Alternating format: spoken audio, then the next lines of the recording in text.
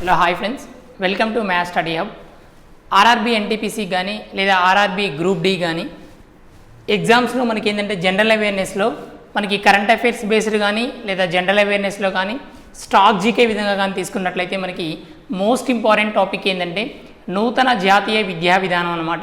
ఈ నూతన జాతీయ విద్యా విధానం 2020 అమల్లోకి రావడం జరిగింది. దీని గురించి ఈ క్లాస్లో మనం డిస్కషన్ చేద్దాం. దీనికంటే ముందు కొంచెం బ్యాక్గ్రౌండ్లో అసలు జాతీయ విద్యా విధానానికి సంబంధించి ఎన్నిసార్లు సవరణలు జరిగాయి, ఎన్నిసార్లు జాతీయ విద్యా విధానం అనేది వచ్చింది అనేదాన్ని ఇప్పుడు ఒకసారి చూసినట్లయితే బేసిక్గా మనకి మొట్టమొదటి జాతీయ విద్యా విధానం అనేది 1968 ఫస్ట్ జాతీయ విద్యా విధానం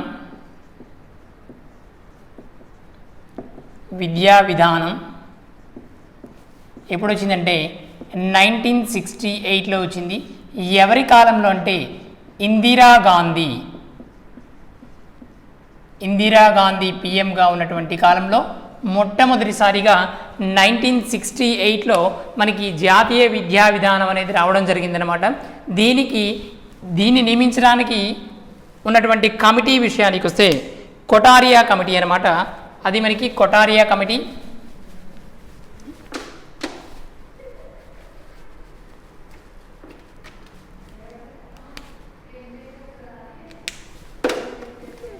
దానికి ఉన్నటువంటి కమిటీ విషయానికి వస్తే కొటారియా కమిటీ. దీనికి ఉన్నటువంటి కమిటీ విషయానికి వస్తే కొటారియా కమిటీ ఆధారంగా మొట్టమొదటి జాతీయ విద్యా విధానం అనేది 1968లో ఇందిరాగాంధీ పిఎంగా ఉన్నప్పుడు రావడం జరిగింది.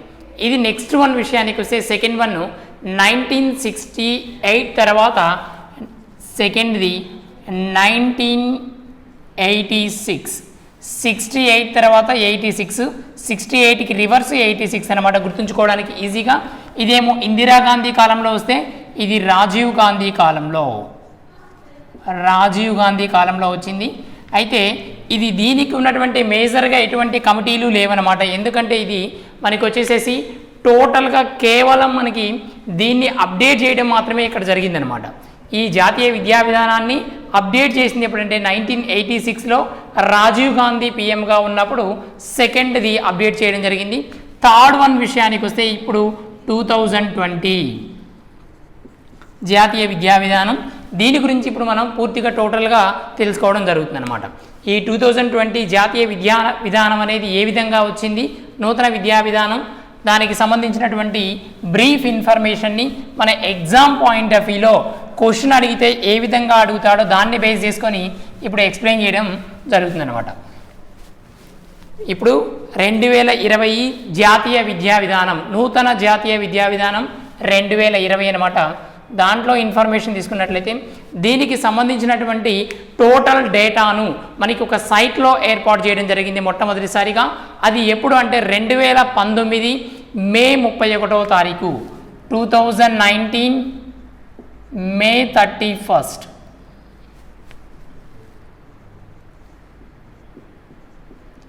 ఈ నూతన జాతీయ విద్యా విధానానికి సంబంధించినటువంటి టోటల్ ఇన్ఫర్మేషన్ అనేది సైట్లో ఏర్పాటు చేయడం జరిగింది.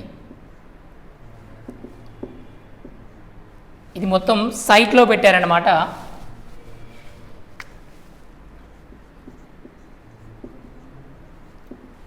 సైట్లో పెట్టేసి పర్టికులర్ డేట్ వరకు టైం ఇచ్చేసేసి అది ప్రజా అభిప్రాయ సేకరణని సేకరించడం జరిగింది. అది ఎప్పటి వరకు అంటే జూన్ 30 వరకు.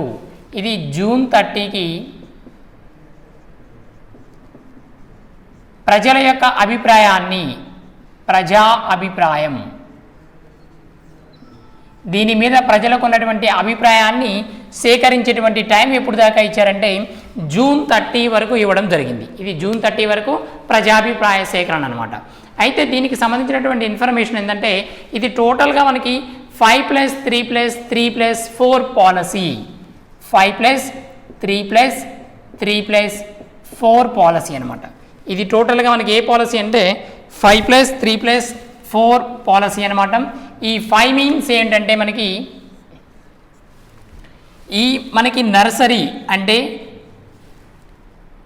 నర్సరీ విషయానికి వస్తే 1 to 3 years అండ్ ఈ 1 అండ్ సెకండ్ క్లాస్ విషయానికి వస్తే ఈ 5 కిందకి వస్తుంది. టోటల్గా మనకి ఇప్పుడున్నటువంటి నూతన విద్యా విధానం అనేది ఇంటర్మీడియట్ని కనుక ఒక స్కూల్ విద్యగా ప్రొవైడ్ చేయడం జరుగుతుంది. అంటే 10+2 కనుక టోటల్గా మనకి ఒక స్కూల్ విద్యగా చెప్పడం జరుగుతుంది అనమాట. దాంట్లో 5+3+4 అనమాట. ఈ 5 అంటే ఫస్ట్ 5 అంటే ఏంటంటే అప్ టు మనకి బేసిక్ మొత్తం టోటల్గా మనకి నర్సరీ అనేది మనకి 1 to 3 years and again first and second టోటల్గా 5లోకి వచ్చేసింది. అండ్ హియర్ 3 విషయానికి వస్తే ఈ 4th and 5th and 6th అనమాట. అండ్ నెక్స్ట్ 3 విషయానికి వస్తే 7th, 8th and 9th. ఇది 10th and 11th. ఇది 1 to 2 classes, 3rd class and 4th class and 5th. ఇది 3rd and 4th and 5th. And again here 6th and 7th and 8th. And here 9th and 10th. And first year and second year. ఇది టోటల్గా ఈ పాలసీలో ఉన్నటువంటి ఈ విధానంలో ఉన్నటువంటి పద్ధతి ఏంటంటే 5+3+3+4 అనేది ఈ విధంగా మనకి క్లాసెస్ డివైడ్ చేయడం జరిగిందనమాట.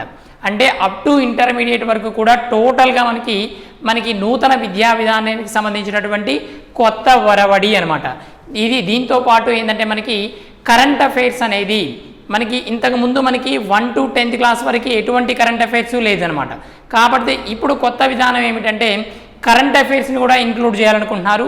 ఏ తరగతి నుంచి అంటే ఈ 9th and 10th క్లాస్ నుండి స్కూల్ విద్యలో 9th and 10th క్లాస్ నుండి కరెంట్ అఫైర్స్ని ఒక సబ్జెక్టుగా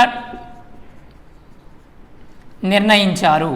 కరెంట్ అఫైర్స్ని ఒక సబ్జెక్టుగా నిర్ణయించడం జరిగింది ఈ 9th and 10th క్లాస్ నుండి అనమాట. నెక్స్ట్ విషయానికి వస్తే ఇక్కడ మనకి టోటల్గా మనకి ఏంటంటే ప్రస్తుతం ఉన్నటువంటి కేంద్ర విద్యాశాఖ మంత్రి విషయానికి వస్తే రమేష్ పోఖ్రియల్ నిశాంక్ ప్రస్తుతం ఉన్నటువంటి విద్యాశాఖ మంత్రి రమేష్ పోఖ్రియల్. మనకి బిట్ వస్తే ఏ విధంగా వస్తుందంటే కమిటీలు ఏమైనా ఉంటే కమిటీల మీద లేదా ఇయర్స్ మీద ఎక్కువగా నేమ్స్కి సంబంధించినటువంటి ఆ పేర్ల మీద కనుక ఎగ్జామ్ పాయింట్ ఆఫ్ వ్యూలో రావడం జరుగుతుంది. దీంట్లో మనకి కేంద్ర విద్యాశాఖ మంత్రి తీసుకున్నట్లయితే రమేష్ పోఖ్రియల్ నిశాంక్, పూర్తి పేరు రమేష్ పోఖ్రియల్ నిశాంక్. ఇతను విద్యాశాఖ మంత్రి అనమాట, ప్రజెంట్గా ఉన్నటువంటి విద్యాశాఖ మంత్రి. నెక్స్ట్ ఇప్పుడు విద్యాశాఖకు ఈ రమేష్ పోఖ్రియల్ నిశాంకే ఉన్నాడు. ఇంతకుముందు ఈ విద్యాశాఖని ఇంక్లూడ్ చేసినటువంటి మానవ వనరుల అభివృద్ధి శాఖ మంత్రి ఎవరు అంటే ఈ రమేష్ పోఖ్రియల్ నిశాంకే వస్తాడు. పర్టికులర్గా మానవ వనరుల అభివృద్ధి శాఖ మంత్రి అని అడిగితే నిశాంక్ పోఖ్రియలే చెప్పాలి. అండ్ విద్యాశాఖ మంత్రి ఎవరు అని అడిగితే కూడా ఈ రమేష్ పోఖ్రియల్ పేరే మనం చెప్పడం జరుగుతుంది అనమాట. నెక్స్ట్ వన్ విషయానికి వస్తే ఈ ఉన్నత విద్య అనేది ఇండియాలో టోటల్గా ఇప్పుడు ఏ విధంగా ఉంది అంటే ఎంత పర్సెంటేజ్ ఉందంటే ఉన్నత విద్య విషయానికి వస్తే 25.8% అనేది ఇప్పుడు ఉన్నత విద్య అనేది పూర్తి చేసినటువంటి వాళ్ళు ఉన్నారు. ఉన్నత విద్య అంటే మనకి ఉన్నత విద్య కాకోకుండా ప్రాథమిక విద్యను పూర్తి చేసే వాళ్ళు చాలా ఎక్కువ మంది ఉంటున్నారు. అదేవిధంగా ఉన్నత విద్యను అభ్యసించే వాళ్ళు చాలా తక్కువ మంది ఉంటున్నారనమాట. కాబట్టి ఇప్పుడు ఎంత పర్సంటేజ్ ఉన్నత విద్య అనేది ఇండియాలో ఉందంటే 25.8% అనమాట. దీన్ని పర్టికులర్ డేట్ కల్లా 50%కి తీసుకెళ్లాలని ప్రభుత్వం భావిస్తుంది. దాన్ని ఈ నూతన విద్యా విధానంలో ప్రవేశపెట్టడం జరిగిందనమాట. అది ఎప్పటికల్లా అంటే 2035 కల్లా ఈ ఉన్నత విద్య యొక్క పర్సంటేజ్ని 50%కి తీసుకెళ్లాలని ఈ నూతన విద్యా విధానంలో రాయడం జరిగిందనమాట. అంటే నూతన విద్యా విధానం ప్రకారం ఈ ఉన్నత విద్య అనేది ఇప్పుడు ప్రజెంట్గా 25.8% ఉంది. దాన్ని 50%కి ఈ 2030 కల్లా తీసుకెళ్లాలని ప్రభుత్వం భావిస్తుంది అనమాట. అంటే హైయెస్ట్గా ఉన్నత విద్య ఎక్కడుందంటే వరల్డ్ వైజ్గా తీసుకున్నట్లయితే అమెరికాలో ఉన్నత విద్య అనేది 88% అనేది జరుగుతుందన్నమాట. 88% అత్యధికంగా ఉన్నత విద్య కలిగినటువంటి దేశం ఏమిటి అంటే అమెరికా. ఎంత పర్సంటేజ్ అంటే 88%. ఇండియా ఎంత ఉందంటే 25.8%, అది ఎప్పటికల్లా ఎంతకు తీసుకెళ్లాలనుకున్నారంటే 2035 కల్లా 50%కి తీసుకెళ్లాలని ప్రభుత్వం భావిస్తుంది. దాన్ని ఈ నూతన విద్యా విధానంలో మనకి విపులీకరించడం జరిగింది అనమాట. దాని గురించి నెక్స్ట్ మన విషయానికి వస్తే ఈ నూతన విద్యా విధానం అనేది ఎప్పుడు అమలైందంటే 29th జూలై 2020. నూతన విద్యా విధానం ఎప్పుడు అమలు అంటే 2020 జూలై 29th 2020 జూలై 29న ఇది టోటల్గా అమలు చేయడం అనేది జరిగిందనమాట. అప్పుడు ఏ కమిటీ ప్రకారం దీన్ని అమలు చేశారు అంటే మనకి కమిటీ విషయానికి వస్తే టిఎస్ఆర్ సుబ్రమణ్యన్ కమిటీ. దీనికి వచ్చిన committee TSR Subramaniam committee. TSR Subramaniam committee ప్రకారం ఈ నూతన విద్యా విధానం అనేది 2020 జూలై 29న అమలు చేయడం జరిగిందనమాట. నెక్స్ట్ వన్ విషయానికి వస్తే ఇక్కడ డ్రాఫ్ట్ నేషనల్ ఎడ్యుకేషనల్ పాలసీ 2019 యొక్క కమిటీ చైర్మన్ ఎవరు అని అడుగుతాడు. ఎవ్రీ పాయింట్ ఇంపార్టెంటే, ఇవన్నీ కూడా మనకి ఎగ్జామ్ పాయింట్ ఆఫ్ వ్యూలో చాలా చాలా ఇంపార్టెంట్. దీంట్లో ఏంటంటే డ్రాఫ్ట్ నేషనల్ ఎడ్యుకేషన్ పాలసీ.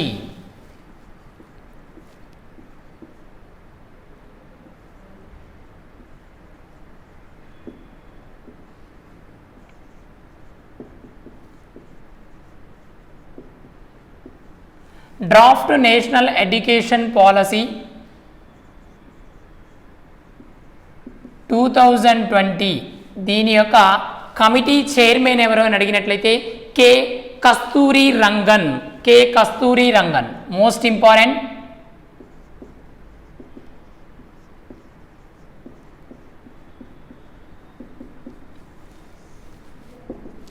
ఇది డ్రాఫ్ట్ నేషనల్ ఎడ్యుకేషనల్ పాలసీ 2020 యొక్క కమిటీ చైర్మన్ విషయానికి వస్తే కె కస్తూరి రంగన్ అనమాట. ఇది బాగా ఇంపార్టెంట్ అయినటువంటి క్వశ్చన్. నెక్స్ట్ వన్ విషయానికి వస్తే ఇక్కడ మనకి ఈ నేషనల్ ఎడ్యుకేషన్ పాలసీ 2020 అనేది ఫ్రీ స్కూల్ నుంచి ఇంటర్మీడియట్ వరకు ఉన్నటువంటి పర్సంటేజ్ని 100%కి తీసుకెళ్లాలనుకుంటున్నారు. నేషనల్ ఎడ్యుకేషన్ పాలసీ 2020 ప్రకారం ఫ్రీ స్కూల్ నుండి 12th స్టాండర్డ్ వరకు ఇప్పుడు ఉన్నటువంటి ఈ పర్సంటేజ్ ఈ పీరియడ్లో మనకి చదివేటువంటి విద్యార్థుల యొక్క విద్యా అర్హతను బట్టి ఈ పర్సంటేజ్ని మనకి మ్యాక్సిమం 100%కి అంటే ప్రతి ఒక్కళ్ళు ఇంటర్మీడియట్ వరకు చదువుకునే విధంగా మనకి ఇంటర్మీడియట్ వరకు 100% అందరూ చదువుకునే విధంగా నిర్ణయించారు. ఇది ఎప్పటికల్లా దీన్ని ఎప్పటికల్లా దీన్ని రీచ్ అవ్వాలి అనుకున్నారంటే 2030 కల్లా. ఇది మోస్ట్ ఇంపార్టెంట్. 2030 కల్లా 100% ఫ్రీ స్కూల్ ఎడ్యుకేషన్ నుంచి ఈ 12th స్టాండర్డ్ వరకు ప్రతి ఒక్కళ్ళు చదువుకోవాలి, అందరూ ఈ విద్యా అర్హతని పొందాలి అని 100% పొందాలని నిర్ణయించినటువంటి టైము డేటు ఎప్పుడంటే 2030 కల్లా అది రీచ్ అవ్వాలని ప్రభుత్వం ఎంతగానో కృషి చేస్తుందన్నమాట. అయితే విద్యారంగానికి సంబంధించి నిధుల కేటాయింపులో జీడిపిలో ఉన్నటువంటి పర్సంటేజ్ ఎంత అంటే జీడిపిలో విద్యారంగం యొక్క పర్సంటేజ్ ఎంత అంటే 6% ఇవ్వాలని కేంద్ర ప్రభుత్వం నిర్ణయించింది. జీడిపిలో విద్యారంగం యొక్క వాటా విషయానికి వస్తే 6% ఇవ్వాలని కేంద్రం అనేది నిర్ణయించడం జరిగిందనమాట. నెక్స్ట్ వన్ విషయానికి వస్తే మాతృభాషలో విద్యా బోధన అనేది ఏ స్టాండర్డ్ వరకు ఇచ్చారంటే గ్రేడ్ 5 వరకు. గ్రేడ్ 5 వరకు మాతృభాషలో విద్యాబోధన అనేది మాతృభాషలో విద్యాబోధన అనేది గ్రేడ్ 5 వరకు ఇవ్వడం జరిగిందనమాట. ఇది మనకి నూతనంగా మనకి ఉన్నటువంటి ఈ చట్టంలో ప్రవేశపెట్టడం జరిగింది. నెక్స్ట్ ఈ నేషనల్ ఎడ్యుకేషన్ పాలసీలో సంబంధించి ఈ 2020 నేషనల్ ఎడ్యుకేషన్ పాలసీలో రద్దు చేయబడినటువంటి ఒక కోర్స్ ఏమిటి అంటే ఎంఫిల్ అనమాట. రద్దు కాబడినటువంటి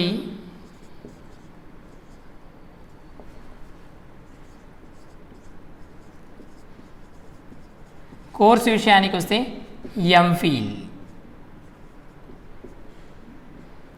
రద్దు కాబడినటువంటి కోర్సు విషయానికి వస్తే ఎంఫిల్ అనమాట. ఎంఫిల్ని టోటల్గా మనకి రద్దు చేయడం జరిగింది ఈ నూతన ఎడ్యుకేషన్ పాలసీలో.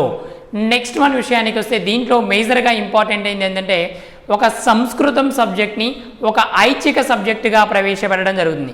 వాస్తవానికి ఇప్పుడు ఉన్నటువంటి విద్యా విధానంలో అంటే 2020 కంటే ముందు ఉన్నటువంటి విద్యా విధానంలో ఏం చెప్పబడిందంటే ఇంటర్మీడియట్ నుండి మనకి ఈ సంస్కృతాన్ని ఒక ఐచ్ఛిక సబ్జెక్టుగా ప్రవేశపెట్టడం జరిగింది. కానీ ఈ నూతన విద్యా విధానంలో మాత్రం ప్రైమరీ స్టాండర్డ్స్ నుంచి అంటే ఫ్రీ స్కూల్స్ నుంచి కూడా అంటే మనకి బిలో స్కూల్ స్టాండర్డ్ నుంచి కూడా మనకి ఈ ఐచ్ఛిక సబ్జెక్టుగా ఈ మాతృభాషని ఇష్టం వచ్చిన వాళ్ళు చదువుకోవచ్చు అనమాట. అంటే మాతృభాషపై ఐచ్ఛిక సబ్జెక్టు సంస్కృతంపై ఇంట్రెస్ట్ ఉన్న వాళ్ళు స్కూల్ స్టాండర్డ్స్ నుంచే మనం ఆ సంస్కృతాన్ని ఒక సబ్జెక్టుగా తీసుకోవడానికి అవకాశాన్ని కల్పించారు. దీనివల్ల ఏంటంటే ఒకేసారి ఇంటర్మీడియట్లో మనం సంస్కృతం నేర్చుకోవడం కంటే స్కూల్ స్టాండర్డ్స్లో మనం సంస్కృతాన్ని నేర్చుకుంటే ఈజీగా వస్తుంది అనేటువంటి ఒక ఉద్దేశంతో సంస్కృత సబ్జెక్ట్ని ఒక ఐచ్ఛిక సబ్జెక్టుగా ప్రవేశపెట్టడం అనేది జరిగిందనమాట. నెక్స్ట్ కొంతమంది నియామకాల గురించి ఈ ఎడ్యుకేషన్ పాలసీలో ఉన్నటువంటి నియామకాల గురించి కొన్ని నేర్చుకోవడం అనేది ఇంపార్టెంట్ అనమాట. అవి కరెంట్ అఫైర్స్ బేసిల్లో మనని క్వశ్చన్స్ అడగడానికి ఛాన్సెస్ ఉన్నటువంటి పాయింట్ ఆఫ్ అనమాట అది. నెక్స్ట్ దీంట్లో విషయానికి వస్తే సిబిఎస్ యొక్క చైర్మన్ ఎవరంటే మనోజ్ అహూజా. సిబిఎస్ మనోజ్ ఆహూజా అనేటువంటి వ్యక్తి ఈ సిబిఎస్ యొక్క చైర్మన్ ఎవరంటే మనోజ్ ఆహూజా అనమాట. Next UGC university grants commission UGC దీని యొక్క చైర్మన్ తీసుకున్నట్లయితే యూజీసీకి ఎవరున్నారంటే డిపి సింగ్.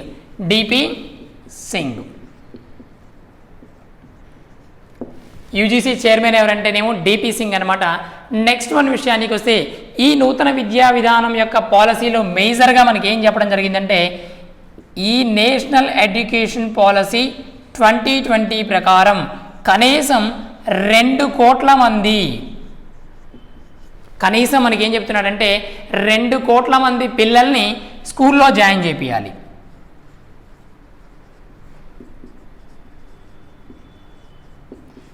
ఈ 2 కోట్ల మంది పిల్లల్ని స్కూల్స్లో జాయిన్ చేయించాలనేది ఒక నూతనమైనటువంటి ఒక సంస్కరణతో ప్రవేశపెట్టడం జరిగిందనమాట ఈ నూతన విద్యా విధానం అనేది. ఇది మనకి టోటల్గా మనకి కావాల్సినటువంటి ఎగ్జామ్ పాయింట్ ఆఫ్ వ్యూలో ఇంపార్టెంట్ అయినటువంటి పాయింట్స్తో కూడినటువంటి ఈ నూతన జాతీయ విద్యా విధానం అనేది మనకి మినిమం 1 మార్క్ రావడానికి ఎక్కువగా ఛాన్సెస్ ఉన్నాయి. ఎందుకంటే ఇది మనకి ఎకానమీ పర్పస్ వస్తుంది, పాలిటీ పర్పస్ వస్తుంది దీంట్లోనే. నెక్స్ట్ మనకి కరెంట్ అఫైర్స్ పర్పస్ కనుక చాలా ఇంపార్టెంట్ అయినటువంటి topic. Okay, thank you for watching.